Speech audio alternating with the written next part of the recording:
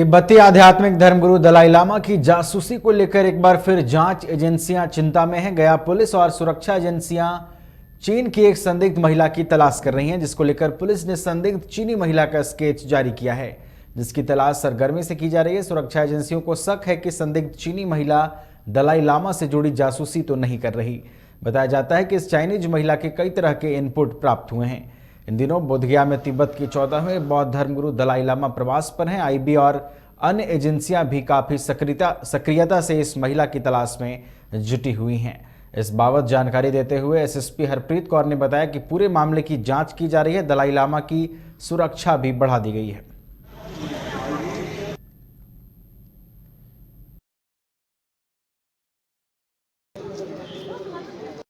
देखिए, वो एक इनपुट मिला है कि ऐसे करके एक महिला है जो ओवरस्टे यहाँ पे करी, उसको हम लोग वेरीफाई कर रहे हैं। अभी वो कुछ उसके बारे में कंफर्म इन्फॉर्मेशन हमारे पास नहीं है, हमने वेरीफाई कर रहे हैं। तो कोई ऐसा कोई है महिला, अगर है तो कहीं कोई रह रही है तो उसके लिए होटल एसोसिएशन उनके साथ भी बात हुई है, मोनेस्ट्रीज में भी हम लोग चेक कर रहे हैं, तो वो अभी हम लोग वेरीफाई कर रहे हैं। उसके बाद अभी कोई ऐसा कॉन्क्रीट इन्फॉर्मेशन नहीं है, लेकिन हाँ, क्योंकि हिज हॉलीनेस दलाई लामा जी का विजिट यहाँ चल रहा है, तो इसके चलते हमेशा से और महाबोधि टेम्पल की सिक्योरिटी जो है वो हमारी टॉप प्रायोरिटी पर रहती है। तो सिक्योरिटी जो है और वो पूरी तरह से टाइट है। यहाँ पे जो भी लोग आ रहे हैं सबके पास, जितना भी आप देखेंगे सिक्योरिटी पर्सनल है उनके पास भी हमने आई कार्ड इशू किए हुए हैं। जितने मजिस्ट्रेट हैं उनके पास भी आई कार्ड है। जो विजिटर्स हैं उनको प्रॉपर रजिस्ट्रेशन होने के बाद, उनका आई कार्ड निर्गत होने के बाद ही उनको एक्सेस मिलता है।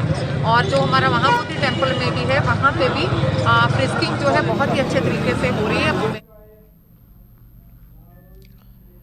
भगवान बुद्ध की पावन ज्ञान भूमि बोधगया स्थित कालचक्र मैदान में तिब्बतियों के आध्यात्मिक धर्मगुरु दलाई लामा का 3 दिवसीय प्रवचन कार्यक्रम आज से शुरू हो गया। प्रवचन सुनने को लेकर कई देशों से हजारों की संख्या में बौद्ध श्रद्धालु बोधगया पहुंचे हैं। प्रवचन कार्यक्रम सुनने को लेकर जिला प्रशासन और दलाई लामा की निजी सुरक्षा कर्मियों के द्वारा लोगों को पास निर्गत किया गया है।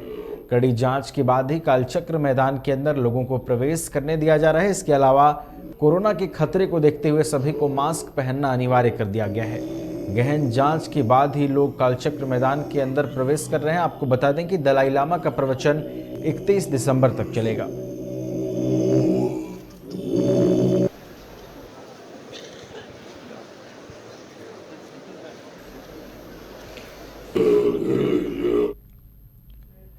भागलपुर में इनकम टैक्स विभाग की टीम ईंट कारोबारी के ठिकानों पर छापेमारी कर रही है। अहले सुबह से इनकम टैक्स विभाग की 50 सदस्यीय टीम शाहजंगे स्थित ईंट कारोबारी अफरोज आलम के आवास और ईंट भट्ठे पर एक साथ छापेमारी कर रही है। बताया जा रहा है कि टैक्स चोरी के आरोप में यह कार्रवाई की गई है।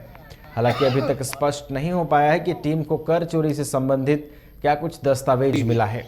फिलहाल इनकम टैक्स के अधिकारी मीडिया को कुछ भी जानकारी साझा करने से बच रहे हैं।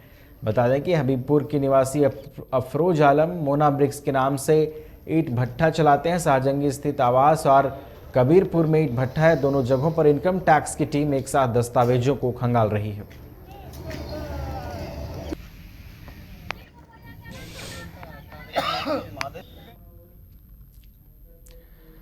बिहार के मुख्यमंत्री नीतीश कुमार की यात्रा पर बीजेपी ने सवाल उठाया है। बीजेपी प्रवक्ता डॉक्टर रामसागर सिंह ने कहा कि नीतीश की यात्रा से बिहार की जनता को क्या मिला।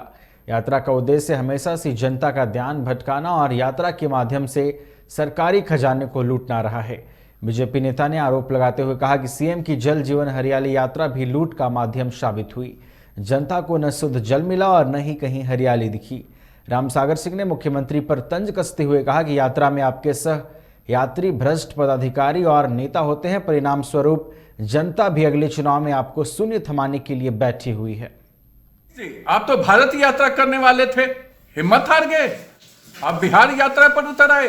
क्या बिहार की जनता ने आपको चुनाव में 2-1 से हरा करके आपके हिम्मत को भी हरा दिया?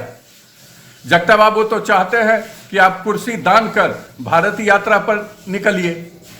हेलीकॉप्टर गरीब प्रदेश की जनता के गाढ़े कमाई से हेलीकॉप्टर और हवाई जहाज आपके लिए खरीदे जा रहे हैं भारत यात्रा के लिए, लेकिन आप बिहार यात्रा के लिए मजबूर आपको जनता ने कर दिया है 2-1 से हरा करके।